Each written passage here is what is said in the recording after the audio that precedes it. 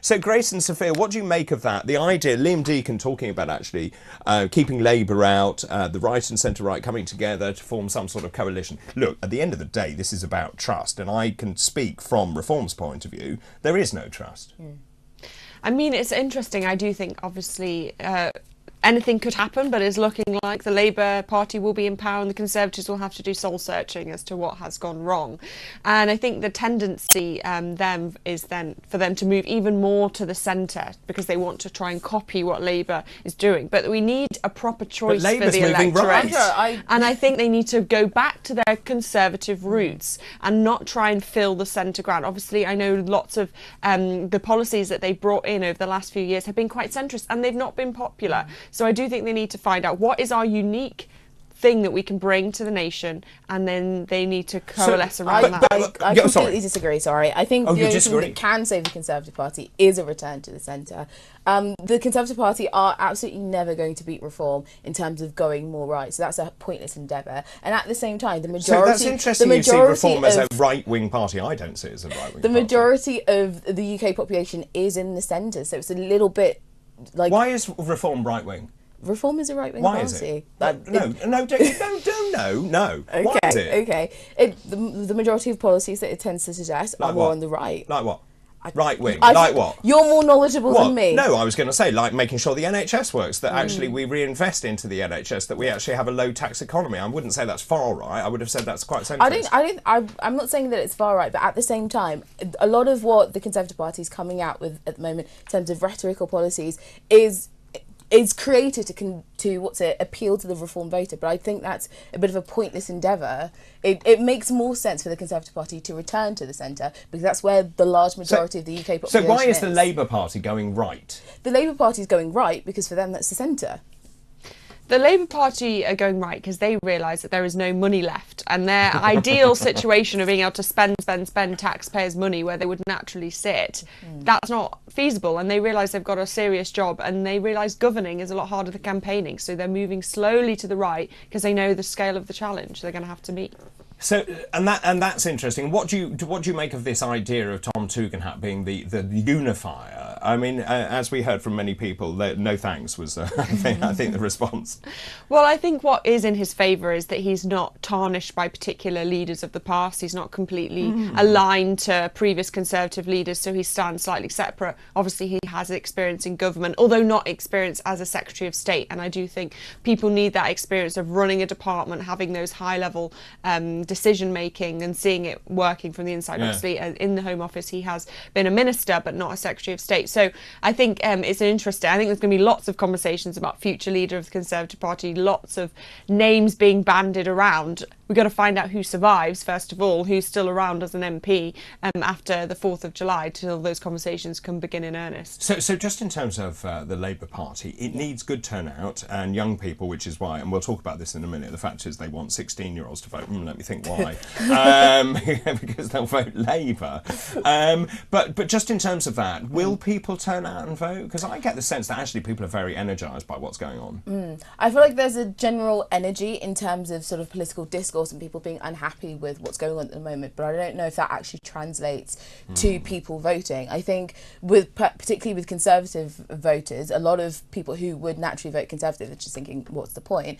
And then on the other side, I feel like people aren't really particularly swayed by Labour's policies. It's more so just the fact that they're not the Conservative Party. So I feel like we may actually see a relatively low voter turnout because people are just disillusioned with politics as a whole. What about the idea, we talked about this yesterday, that the summer of sport, we've got the Euros, you've got Wimbledon, people feeling good, the Olympics, for example. Will that help? I mean, I was looking forward to having a fun summer and then he announced general elections. Then they ruined it. But I think that was something that he did perhaps take into consideration, that as the date sort of moves further, you're going to have a lot less people willing to actually go out in the cold and start campaigning, which is why he moved it to the summer. I think it was perhaps not the best decision, shown by the fact that the majority of the Conservative Party didn't know either. But I think 3 people knew, apparently. yeah, Well, they kept that close to their chest then. Good not leaking and all that. Wow, that's pretty impressive, isn't Yeah. it? Thank you very much for the moment, Grace and Sophia. Time for Grace Badamosi, political commentator, Sophia Worringer, Deputy Policy Director at the Centre for Social Justice. Join me this morning. Well, we kind of talked about this mandatory national service. Lots of people like it, though. yeah, I think it's actually. You don't like it. I think on the you've changed your whole, mind. it's not too bad of an idea. But at this, firstly, suggesting that all your student loan will be wiped if you do a year in military service is easy to suggest from someone with no student debt. I think that on the whole, it's also going to cost a lot of money. Absolutely, it's not. That's not something feasible. But on the whole, I do agree that there needs to be a renewed sense of citizenship and sort of unity within the younger people. I don't know how this is going to play out. Is what I'm saying. And what about this idea? What you would do if someone said no? What would you do? If someone said what no, I'm not doing it.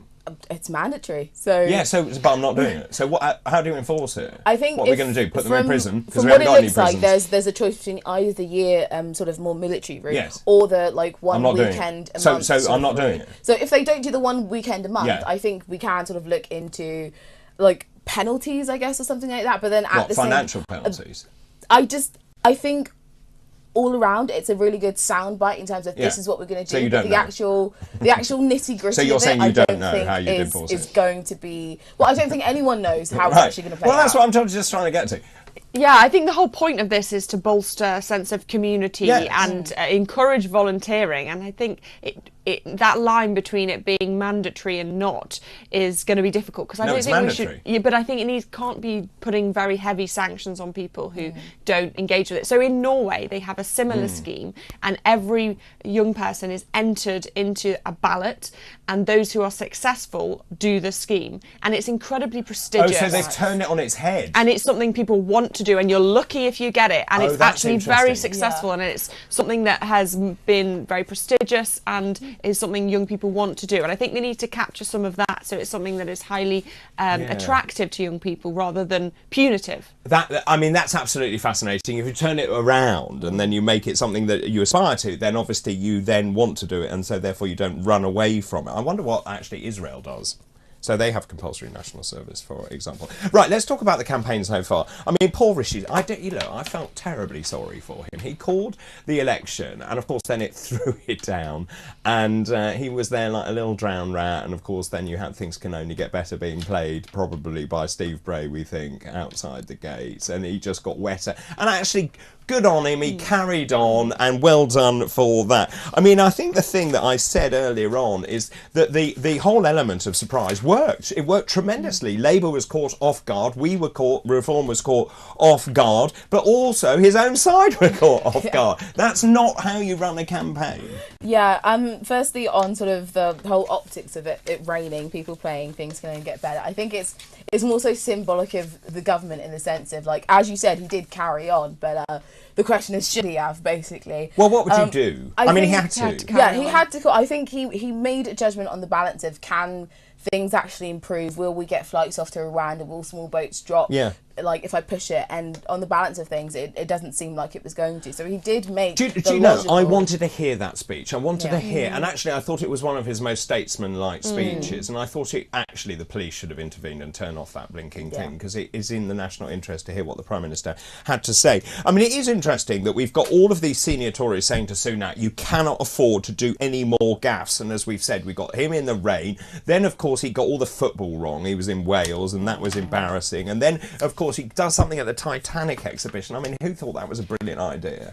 But that's his advisors. That's I not agree, him. it's not him. So he's not making the decision of where he's standing in front of the exit sign on the on the plane or on the Belfast Right. Docklands. That's his advisors. Yeah. They need to be making those decisions and calling it. And obviously, the decision to go out in the rain, someone could have come out with an umbrella. They could have done the speech inside. But I think he did. He carried on. He looked statesmanlike. I think he looked very earnest. He looked very serious, and it was a very kind of moment of gravitas, really, showing the seriousness of it. He spoke about the threats in Europe and wider afield, and saying this is the most dangerous decade we've ever been in. So he is trying to bring that seriousness to the campaign. in terms of keeping his own party out of that decision-making process, there's lots of seats that are still not got Conservative parliamentary candidates selected. So there's a scramble now to fill those. But I think you're never going to be fully ready for election campaign. So you're going to have to go at some point, and he's just made that decision. I'm laughing because it's just awful. This is in the Independent, actually. They have a third of their constituencies empty at the moment.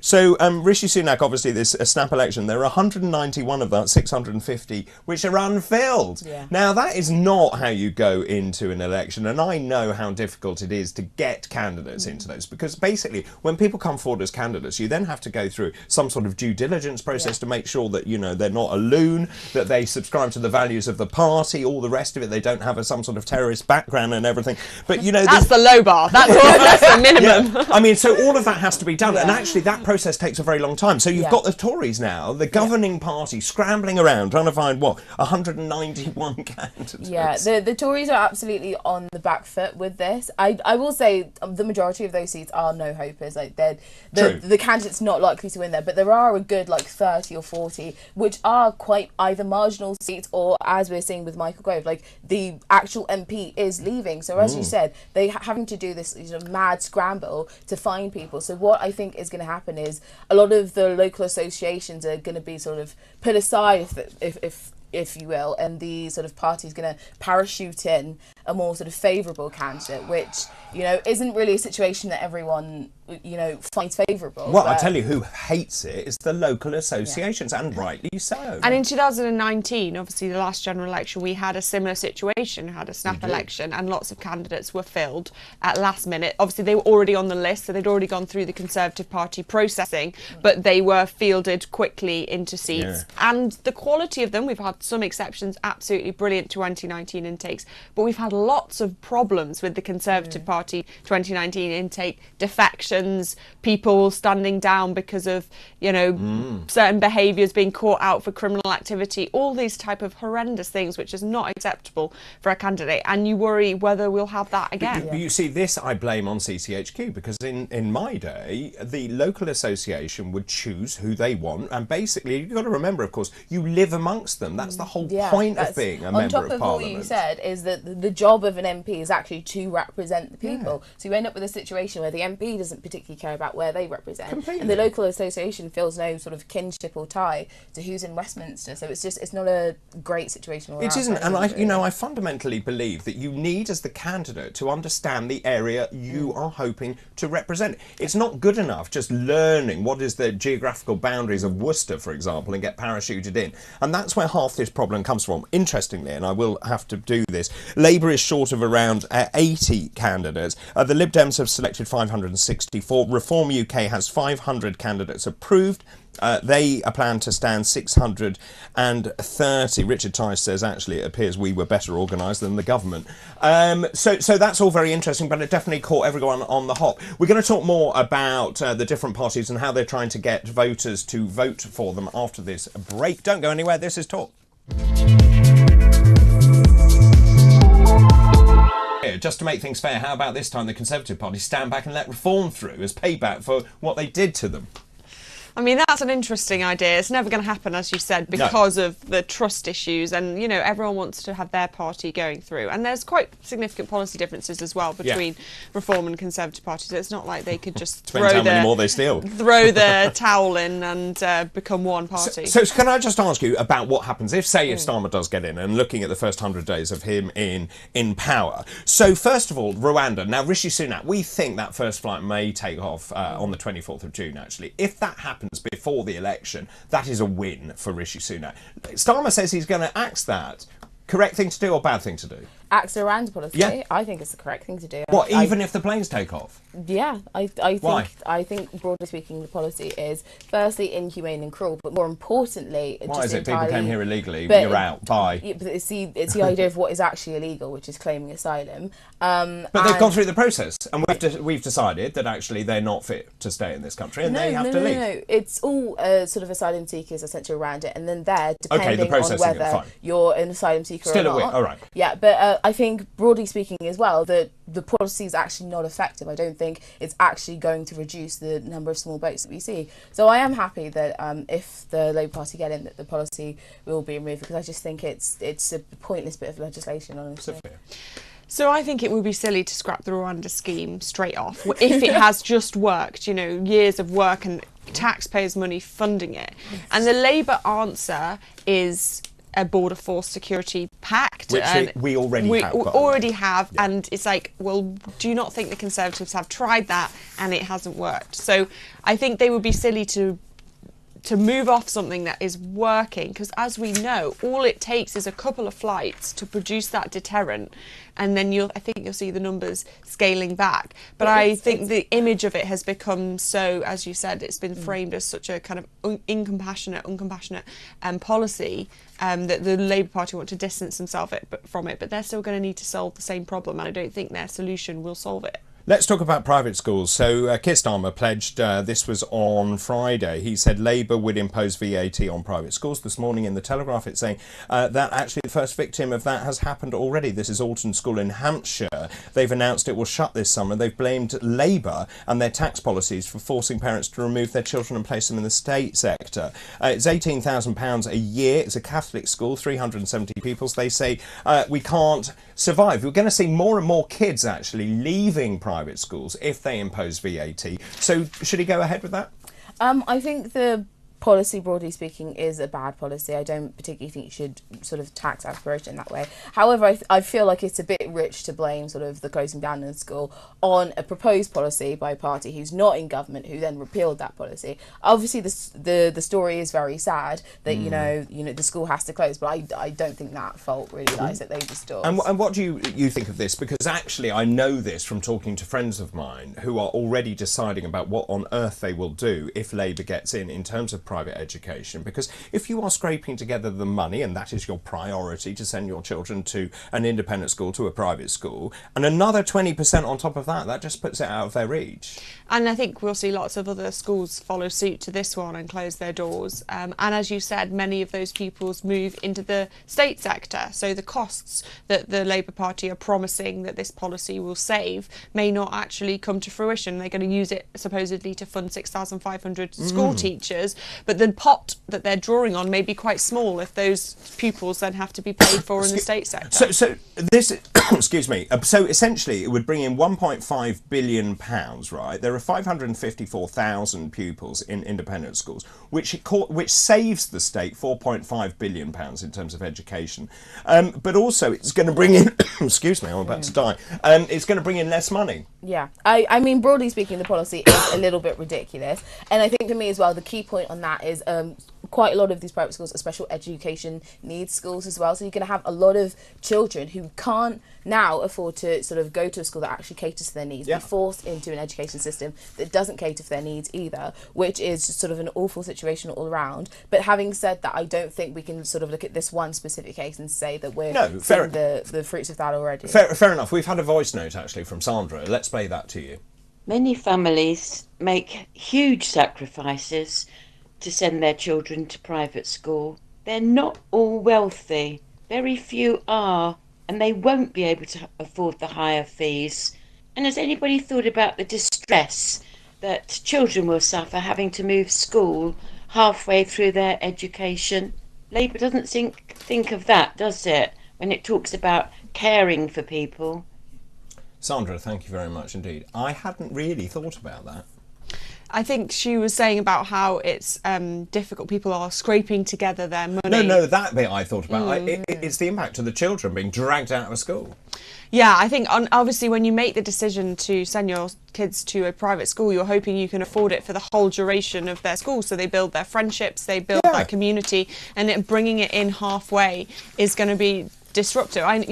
Some people might say, oh, cry me a river, these kids are incredibly privileged already, but I think, as we've said, not every family that sends their kids to a private school is swimming in money. This is how they've chosen to spend their money. And I think what is interesting is that this is all based on the charitable status, right? And I think lots of private schools are doing incredible work in using their status for good for the community. Maybe we need to look at scholarships for people to go to school. Maybe we need to look at those who aren't and say, look, if you want to keep retain your charitable status, these are the activities you need to do to prove that you're doing a good for the community, and those who don't prove it, maybe that should be a separate category. But a blanket response of saying that they are not charities, I think, is unwise. Grace? Yeah, I actually quite like that response. As you mentioned, a lot of these private schools, through sort of being a charitable status, they're able to provide a lot of bursaries and scholarships to people who otherwise would not be able to afford that kind of an education. So as you mentioned, a blanket ban I just don't think is the right approach at all. If we can sort of have a push to move private schools into a way that sort of better serves the communities they're in, I think that's something we can move to. But yeah, the sort of whole VAT tax. I reckon he'll ditch it. Yeah, really? I do. He's ditched loads of other stuff. Green investment, tuition fees, free movement. I've just got a list of everything he has been. Grace, Sophia, thank you very much indeed. That was today.